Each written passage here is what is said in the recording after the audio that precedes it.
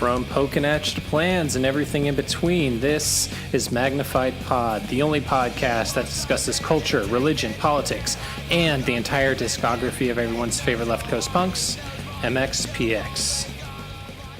And we're back. For the first time, John and I are not actually in the same room together. It's tough. It is not tough. To look into your eyes while I share my takes. I know, that's... My feeling is mutual. Caressing your luxurious beard.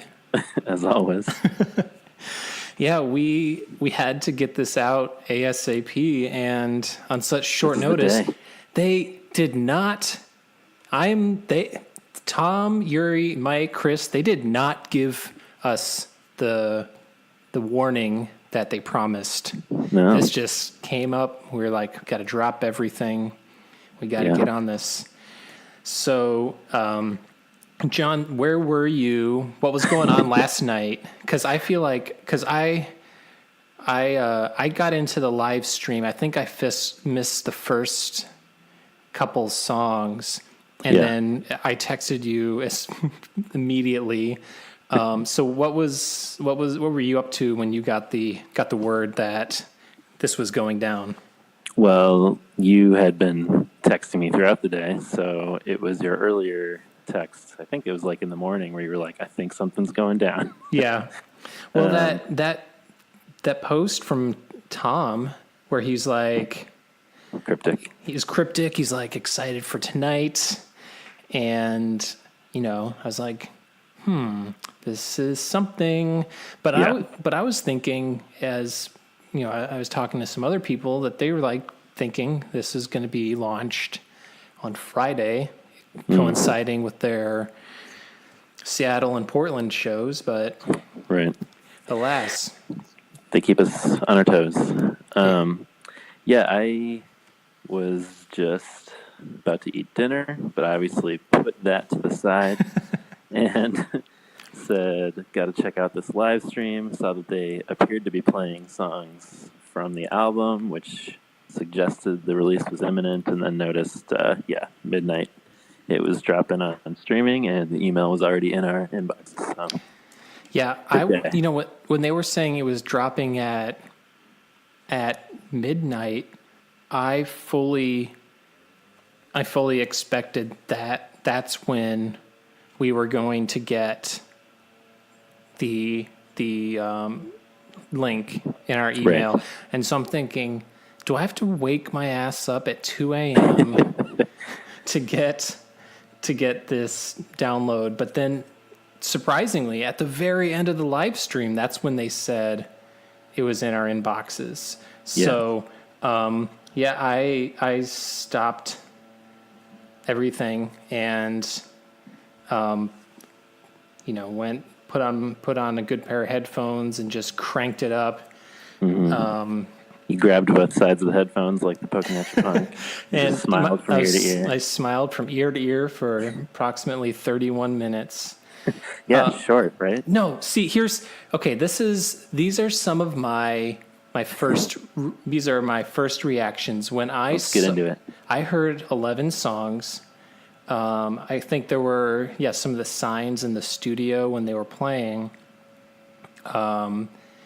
I think it said 11 songs, and then I think Mike said that there were 11 songs, and I was thinking, like, all right, that's kind of short. That's kind of short, but at the same time, some of our past critiques, especially because we just did our Before Everything and After episode, which is going to be released this coming Monday.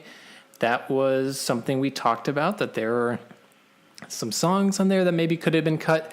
And that was one of the first things we said on the very first episode about Poking at Ya, is that it's way too long.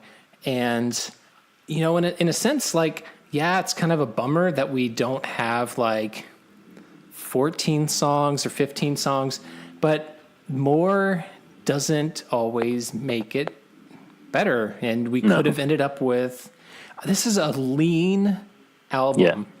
It's tight, it's fast, And to me, it doesn't have some of the riffraff. What do you think? Yeah, I mean, I think I was surprised at first because I watched most of the stream, and then at half an hour they were done, and I was like, well, maybe they didn't do all the songs. But then seeing that there was 11, it did kind of feel like, oh, this is a slightly different iteration of a band who is not known necessarily for their brevity on albums. And I like it. I like the idea of keeping it tight and short. And you and I were texting about how the songs seem to be pretty fast from what we were hearing from the stream before we downloaded it. Yeah. And that is mostly the case. They're all pretty fast. Oh, I mean, Yuri goes into beast mode on this whole album. The drums sound awesome. The drums sound rad. And one of those things that we've talked about on some of Slowly Going the Way of the Buffalo and Ever Passing Moment, that the drums are very snare heavy, very straightforward, not a lot of, playful drum work. That is not the case on this album. He makes great use of the toms, and just there's a lot more going on with the kit than For sure. in some of the albums we had just some of the episodes we just discussed. So I'm really happy with that. And Yeah, go ahead. I was just going to say, a couple of things I first noticed were the sound of the drums, and then just that the extra guitar with Chris seems to fill the sound out a little bit. I think it adds some interesting dimensionality and some flourishes throughout, and the rawness of it too. It feels like a really riffy, guitar heavy record, which I like a lot. So yeah, that, and this really, to use a, biblical term, this is my balm of Gilead after just doing our Before Everything and After episode, which really bummed me out. And to come off of that, and then 3 days later have the antithesis of that album. This album in no way feels bloated or overproduced. No. It feels in the way in the best possible way. It feels stripped down to the MxPx essence. Yeah. It gets rid of what I would assume is the noise coming from all sides, whether it be from A&R or a record company or people who don't know shit about punk rock music. Right. They don't have any of that. They're making the record they want to make, and that comes through 100%. Yeah. Yeah, I read that Tom had said this was the record he wanted to make when he was 21. Yeah, I read that. Yeah, I wanted to bring that up. That's in keeping with the claim he'd made earlier that we talked about in our episode with Jason about this album fitting into the Slowly to Ever Passing Moment era that would put him around that age. It would be like, I think that'd be 97, 98 when he'd be 21. Yeah, I was almost imagining so what if they made this instead of Ever Passing Moment after Slowly, kind of continued in that direction a little more. And I do think that claim mostly holds up from Tom. There is a lot that has that sound. I also do think that a lot of the sound of Plans Within Plans does continue here too, which I don't mind. So I don't know that it's quite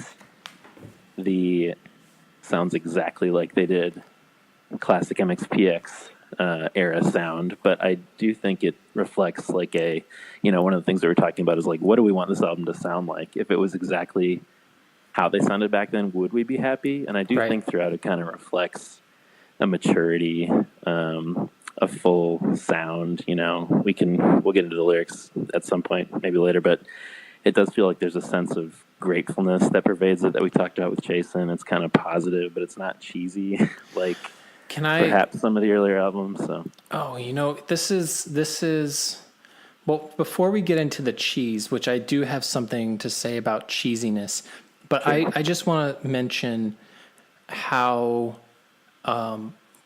starting the album off with Rolling Strong was So the good. absolute right call. Yeah.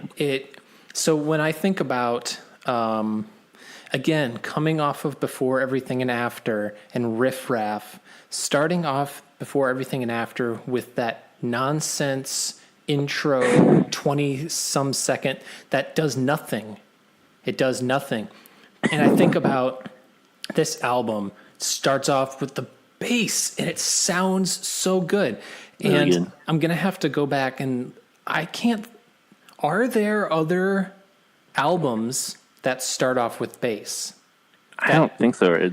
At least not with that feedback that opens right before the bass. You know, Well, I'm thinking like, because how many of recent albums they start off with like a guitar riff or drums, but I mean, I don't know. This might end up being a correction, but I can't think of an album opener that starts with a bass line. yeah, And I love it. I love it. it sounds great. Yeah. Here's what I will say. They're the three songs that I had heard before it came out. So Rolling Strong, Let's Ride, and Friday Tonight, like, are my three favorites on the record. And I think Rolling Strong is my favorite still, and that might change as we sit with it more. So it's a great opener. You know, we talked about them having great album openers generally, and Yes. this is one of them for sure. I guess on an initial first listen, I was hoping that it would set the tone a little more for the rest of the record. I think it does in some respects, but I love that song so much, and I think it's still my favorite among them. So, Yeah. I've listened to the album 7 times today. And there are things that I'm picking up more and more as on each listen. And I think once I get the lyrics and sit with it, maybe it'll shift my thinking on some of the songs, but all of it is a great second song. And that was what I was going to say about Cheese. This is a love song, but it doesn't have any of the corniness, and it's a jam. Yeah. So I appreciated that Mike is writing songs that are heartfelt and sincere and talking about his family and his kids and about Holly, but it's not like any of the songs that we just talked about Before Everything and After, or even some of like the seminal classics from life in general or anything. So we talk about a maturity, and it's not just a maturity in lyrics, but also in songwriting. And again, I think that points to that they have creative control over every step of this process. Yeah. That they made the album they wanted to make. And that to me is like, it makes me happy, but also seeing how much it makes them happy. Yeah. You know, he ends Rolling Strong with "I'm so happy," you know. Yeah. And I love it. I love that. And watching them play last night, you know, I saw Mike smiling, and that makes me excited that they're able to release something for the first time ever like this. Yeah.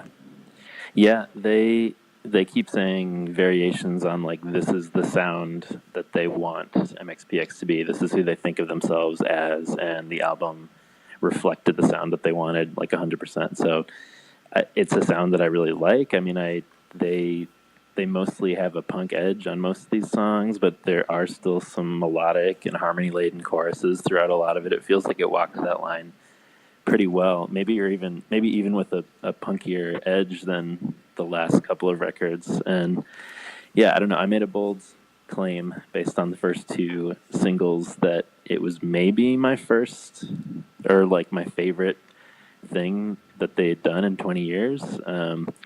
And I made the assertion that I hadn't really listened to the last 3 records that much at that point. Now, having listened to Panic a fair amount and listened to the new record, I feel comfortable saying it's at least tied with Panic for my favorite since Slowly. Wow. Yeah. And I really like Panic. I think Me too. there's something, so there's a variety in Panic though that I think isn't on this record. Yeah, I can see that. I'm not necessarily saying that's like a bad thing. It's just that there are like the song Wrecking Hotel Rooms or Late Again or Gray Skies Turn Blue, which has, little keys action. And the Late Again song on Panic is what sort of inspired Mike's foray into alternative country with Tumbledown. So, and I think there's like Uptown Streets has a little bit of that. Yeah. That almost brought back a little bit of that petty sound from Ever Passing Moment era for me. But anyway. Yeah, it does. It does have the guitar. Even the song title sort of makes me think of something like Bruce Springsteen or that sort of 80s era guitar work intro. Yeah, I mean, maybe we should save this for later, but I feel like the first 6 songs are like 6 for 6 for me, like bangers straight in a row. And I certainly don't dislike any of the songs on the album, which is such a relief. Yeah. But I do feel like, at least right now, the first half is a lot stronger for me. And maybe part of that is that, like you're saying, that the variances in the kinds of songs maybe by the second half aren't hitting me as hard or something. Yeah. So I really, the way we do is resonating for me lyrically, because I think they still they're looking back on their life, and that what I feel is I feel like this is a sort of a this is like a whole life album. They're looking back through songs like Let's Ride, and they're looking in the present, talking about like Rolling Strong. We're still doing this. And then the theme of like he can't believe that he's still alive is like a theme throughout the record. Yeah, and I think that's in the way we do, talking about how feeling like the van was they're gonna die in the van Tomb or something.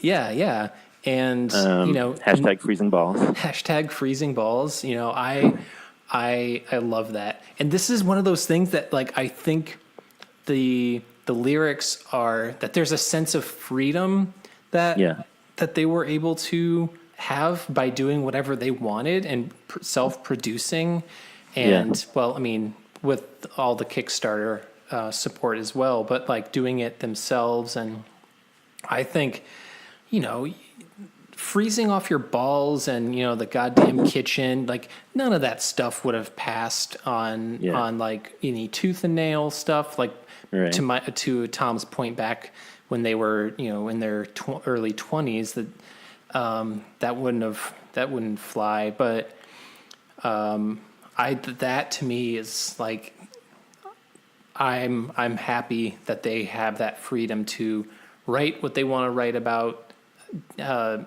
swear if they want to swear, because honestly, who cares? It doesn't matter. But I just think that sort of line, it's that just casually being like, yeah, man, it's cold and freezing our balls off. Drinking from a flask in a car in one song. That's right. Yeah. Keeping it real and bus tossing face to face. So we'll see if they come back with anything. Yeah, I want to hear some explanation behind this van incident. Yeah, what they did to the van. I mean, I remember, feel like I remember hearing some story about, I don't remember, I don't think it was face to face, but like maybe like somebody pooping in someone's van or something like Could be. that. Yeah, Or maybe I was someone, imagining a different kind of destroyed, but that works too. yeah, well, yeah, that'd be kind of shitty if like face to face, like Literally. literally like wrecked their van or something. But yeah, Oh, right, yeah. we got to get some deets. Got to Yeah. get some deets on that. Another mystery to solve. Yep, we'll get right on that. The one notable thing that I wish was on this album, with Mike being sort of, reminiscing and thinking about the past and thinking about who he was and who he is and who he wants to be. And we talked about this off the pod, and I think we might have talked about it on the pod.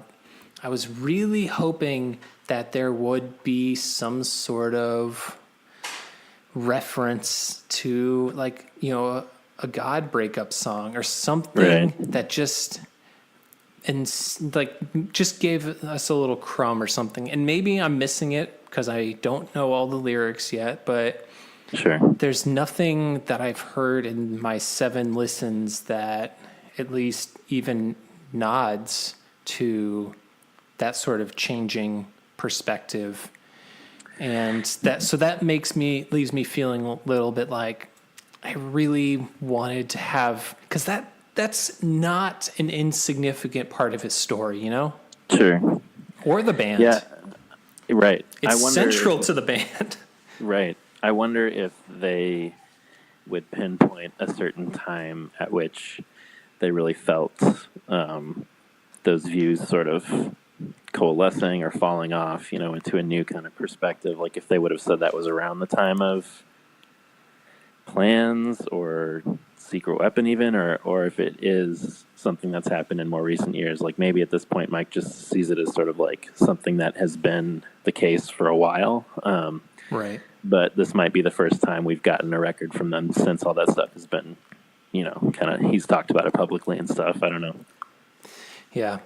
But I think that's something that there are still a lot of Christian fans and listeners, and Yeah. maybe for people who are like, oh snap, there's a new album, and they didn't follow the Kickstarter. Maybe they're just more of a casual listener and they just drop in on this album, Yeah. and he's like, rolling in a big ass van. God damn it. People might be like, what? Like, Yep. what happened? Looks like that YouTube commenter was right. Yep. It's such a shame. It's really too bad. People who say up. they are no longer Christian. Yep. And that's the problem. Yeah, I don't know.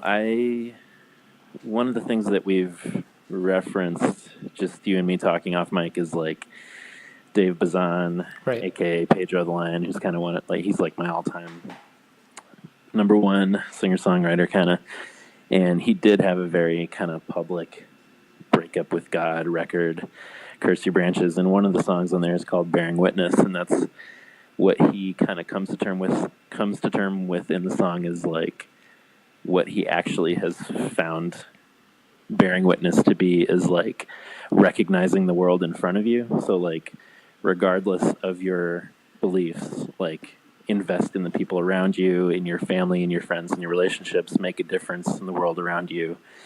And that was kind of like a revelation for him. And I do feel like that is present on the record. There's a lot of like being cognizant of what is surrounding Mike, like his family, his friends, being aware of that. And it just feels like a really grateful and like present record. The tone is very aware of that, and in a way that a lot of MxPx songs in the past tended to be about longing or misunderstanding. This is almost like introspection in a way that's content with what's around him. I don't know.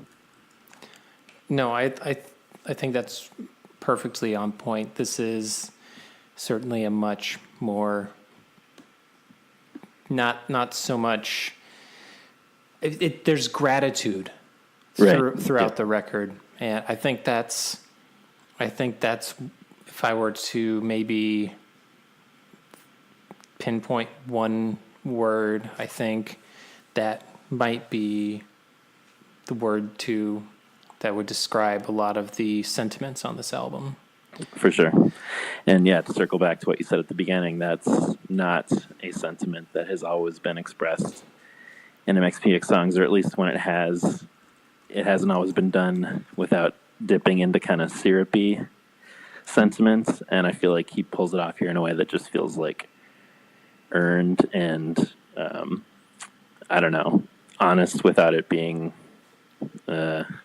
treacly. No, I think it's pulled off very well, and I do think we will have to give. I'm not. These are first impressions, so this is we're not doing a. From now until infinity, our feelings about this record. This is just we've had this less than 24 hours. I've done a significant deep dive into listening to the record, but I'm going to reserve any sort of final judgment. Until we actually have a little bit more time to digest everything, because part of us going over the albums is the lyrics and looking at the album artwork and just having a more tangible experience with the record as well. So it's but just I'm super happy with aesthetically with the cover. I'm excited to see kind of what inside. I don't know if this is the vinyl is going to be gatefold or not. I'm not sure if that's going to be. Yeah, I don't know. Just like ask Jason. Yeah, we'll get Jason on the line. I have been wondering what the song that kicks off side B will be. Okay. Whether it's track 5 or 6. Or 6, yeah. What do you think would be? What do you think? Well, like I said, those first 5. I mean, the first 6, I love them universally. The rest I might have some issues with here and there, but like you said, we'll sit with it. But yeah, I feel like track 6 though is the better side B opener. But it's just interesting that for me, in my head right now, at least, it kind of evenly divides that way. I'm sure I'll find some stuff that I really like in the latter half as we sit with it more. But those are kind of first impressions. I like the the life goals and the pipe dreams are on brand with last decade MxPx, especially since Secret Weapon, the sort of the positivity, the seeking out your, what you care about and trying to rise above some negativity and going after what you love. So right. I also thought some of the closing lyrics of the last song on the record, Moments Like This, where he says, "Don't call me crazy, it's just the way I was raised," that could kind of be our unofficial slogan for the podcast, where we're talking about looking back on the unique evangelical upbringing experience. I don't know if that's what he's referencing exactly or not, but I don't know, maybe it has to do with like family first, and that this is it's all about his family, and he does this. Something tells me if Mike could no longer take care of his family by doing this, he would give it up. Yeah. And because it's, he says he, essentially in one of the songs talks about busting his ass to... Right. Bleeds for them, I believe. Yeah. Yeah. And I think that I do like the sentiment, and I wondered what that song what you would think about that song because of the talking about the kids element. And Yeah. I mean, that was another thing I was thinking about is like, I think this is his first record since Yep. he's had kids. It is, yeah. Yeah, and that certainly changes things, and I feel like you can clearly you can sense the shifting perspective of like what really matters for him now, and yeah, that's evident in a lot of the ways that he references kind of his family and what's important to him now. So Yeah. So Anyway. we wanted to keep this short. Is there any there's one thing that I haven't brought up yet, and that is, I think we talked about it on the pod. I don't remember what we talk about on the pod and off mic. It's becoming It's all blurring. it's all blurring together.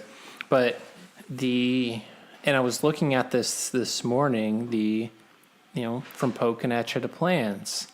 right. So what do we Oh man, what do we do I feel now? like it sounds too good to change at this point, but Do we just we'll field suggestions. yeah, maybe we'll ask people, should we change from Pokinatcha to Plans? Should we do I don't know, From from PXPX to MxPx.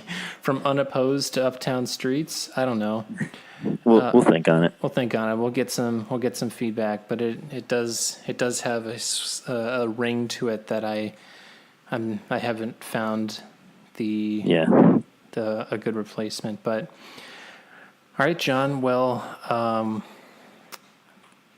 glad we were able to get this. Yeah, man. We'll I guess we'll be getting this up ASAP. And share your thoughts with us. Yeah, share your thoughts. We'd love to everybody. hear. I mean, since I've been looking at seeing what people have been thinking all day, but still would love to get everybody else's initial reactions. Yep. So, As always, rate and review us, subscribe, all the things. Instagram, Twitter, Instagram at Magnified Pod. That's the name of our show. magnifiedpod@gmail.